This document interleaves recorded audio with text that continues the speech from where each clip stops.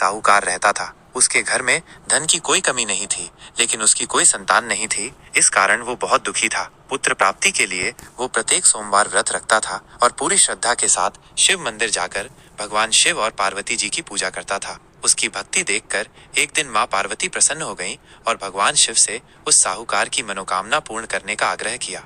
माता पार्वती के आग्रह पर भगवान शिव ने उस साहूकार को पुत्र होने का वरदान दिया, लेकिन साथ ही यह भी कहा कि उसके पुत्र की आयु केवल 12 वर्ष ही होगी। साहूकार और उसकी पत्नी ये सुनकर दुखी तो हुए, लेकिन उन्होंने भगवान की इच्छा को स्वीकार कर लिया और पहले की तरह सोमवार का व्रत करते रहे। समय आने पर उनके घर एक सुंदर पुत्र का जन्म हुआ। उन्होंने उसका नाम अमर रखा। जब अमर 11 वर्ष का हुआ तो साहूकार ने उसे पढ़ने के लिए काशी भेजने का निश्चय किया। उसने अपने पुत्र के साथ उसके मामा को भी भेजा और रास्ते में यज्ञ आदि करने और ब्राह्मणों को भोजन कराने के लिए पर्याप्त धन दिया।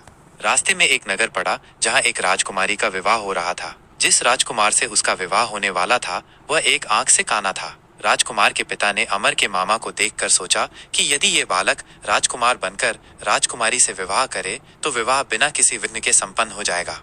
उन्होंने अमर के मामा को बहुत सारा धन दिया और उससे राजकुमार बनकर राजकुमारी से विवाह करने के लिए कहा। अमर के मामा ने धन के लालच में आकर इस बात को स्वीकार कर लिया। अमर ने राजकुमार बनकर राजकुमारी से विवाह किया। जब वो अपनी पत्नी के साथ अपने नगर की ओर लौट रहा था तो रास्ते में उसे प्यास लगी। वह एक कुएं पर पानी पीने गया। उस कुएं में एक सांप रहता था। सांप ने उसे डस लिया और उसकी मृत्यु हो गई। जब अमर के मामा ने ये देखा तो वो बहुत दुखी हुआ। उसने सोचा कि यदि वो साहूकार को ये बात बताएगा तो वो बहुत दुखी होगा, इसलिए उसने अकेले ही घर लौटने का निश्चय किया। उसी रात भगवान शिव और पार्वती जी उस नगर में आए जहां अमर की मृत्यु हुई थी। पार्वती जी ने भगवान शिव से कहा कि वे अमर को जीवित करें, क्योंकि उसने सोमवार का व्रत किया था और एक निर्दोष बालक था। भगवान शिव ने पार्वती जी की बात मान ली और अमर को जीवित कर दिया। अमर जीवित होकर अपनी पत्नी के साथ अपने नगर लौट आया। साहूकार और उसकी पत्नी अपने पुत्र को जीवित देखकर बहुत प्रसन्न हुए। उस दिन से उस नगर के सभी लोग सोमवार का व्रत करने लगे और भगवान शिव की पूजा करने लगे।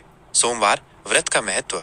सोमवार का व्रत भगवान शिव को समर्पित है। यह व्रत करने से भगवान शिव प्रसन्न होते हैं और अपने भक्तों की सभी मनोकामनाएं पूरी करते हैं। इस व्रत को करने से व्यक्ति को सुख, शांति और समृद्धि की प्राप्ति होती है। यह व्रत विशेष रूप से अविवाहित महिलाओं के लिए फलदायी माना जाता है, क्योंकि इसे करने से उन्हें मनचाहा जीवन साथी मिलता है। विवाहित महिलाएं इस व्रत को अपने पति और परिवार की सुख समृद्धि के लिए करती हैं।